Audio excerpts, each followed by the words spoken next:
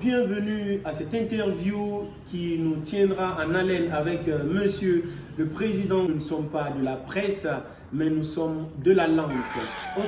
Rapidement, vu que tout est urgent, pas sur toute décision.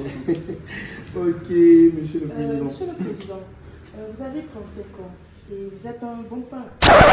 J'aimerais dire, vous êtes très jeune. Donc je voulais savoir pourquoi avoir choisi le sacrifice pour la nation. Bon, je dirais que quand tu as une mission, et ça ne sert à rien de vouloir s'asseoir et se poser encore des questions. Le mieux, c'est de foncer.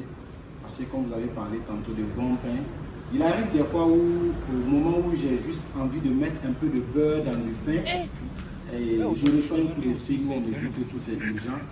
Et normalement, à cet âge, je devais être là et en train de siffler du champagne. Voilà, et en train de vivre la belle vie, que la responsabilité n'a pas d'âge. Je suis conscient de la lourdeur de cette tâche. Merci, Monsieur le Président. Monsieur le Président, qu'est-ce que vous pensez de la laïcité? Pourquoi nous avons exigé la laïcité? On ne peut pas être dans un pays où les gens sont là et ne veulent pas se laver.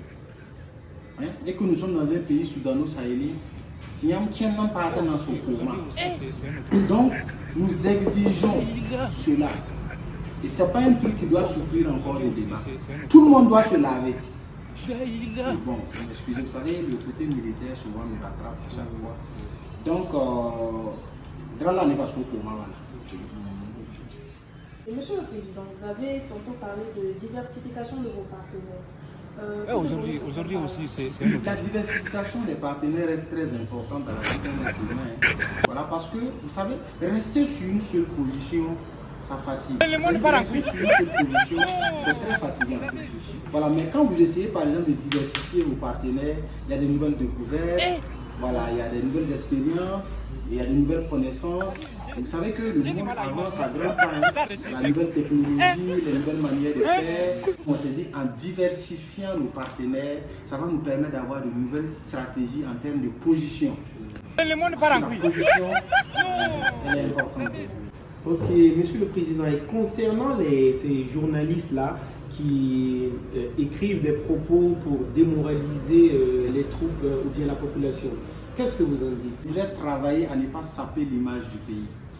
Voilà, parce qu'il y a une nouvelle agence déjà qui serait effective à partir de la semaine prochaine, surtout pour les journalistes. Voilà, et dorénavant, les journalistes iront au front. Voilà, parce que je pense qu'un journaliste, c'est celui-là qui va à l'information. Donc ça veut dire vous, désormais, pour nos prochaines interviews, ça sera au front. Voilà, et là, vous allez mieux transmettre les écrits avec émotion. Je pense que peut-être les journalistes de la presse, mais pas les journalistes de la lance. Bon, des journalistes de la lance. Oui, parce que quand vous parlez par exemple de presse, vous savez, il y a de ces journalistes ici au Burkina aussi. Et je sais qu'il y a un journaliste qu'on appelle le chat. Et il y a un monsieur qui se débrouille pas mal, le chat. Vous savez que le rôle du chat dans une maison, c'est quoi? C'est d'attraper les petites souris sur le plan culturel. Monsieur David Hervé, on l'a. Et nous avons aussi, il y a un journaliste là, le petit Bissa là, Marius de Songo, qui s'est fait appeler la potasse. Bon, moi je ne sais pas, actuellement où le pays, nous avons besoin vraiment de compétences. Je pense que si on gagne un peu sa potasse, ça pourra servir surtout au front. Voilà. Et nous avons également l'un des fils de Diaba Lampo, le gars de Fada là. Voilà, Thiebafou Madiega. Et quand je regarde ce jeune homme, voici un gars qu'il ne faut pas du tout provoquer. Lui, il ne tape plus le sable comme les autres gourmandiers. Et lui, dès que tu le provoques seulement, c'est la justice qui vous sépare. Le monde part en couille. Nous avons vraiment besoin de cette compétence, surtout au front, parce que nous avons besoin d'être séparés là-bas. Je pense que donc, les journalistes, même, ça doit être aussi le terrain. Au front. Donc, si, voilà, au front. Donc, si vous les amenez là-bas, je pense que... Voilà, donc je pense que à la fin même de l'interview, déjà, vous deux, vous allez être embarqués. Voilà, pour pouvoir mieux relater les faits. Monsieur le Président, nous sommes de la lente, pas de la presse. Je pense qu'on ne va pas en arriver là. Parce que il y a des journalistes qui ont dit boulevard Farham Pam, King From, le fin de vendre. Ça va les permettre en fait d'être en face des réalités et de mieux relater surtout les faits avec émotion. C'est ça le rôle du journaliste. Je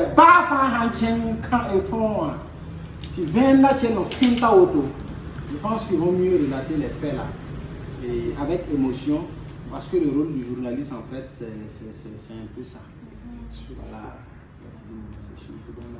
C'est sûr que la paix va revenir.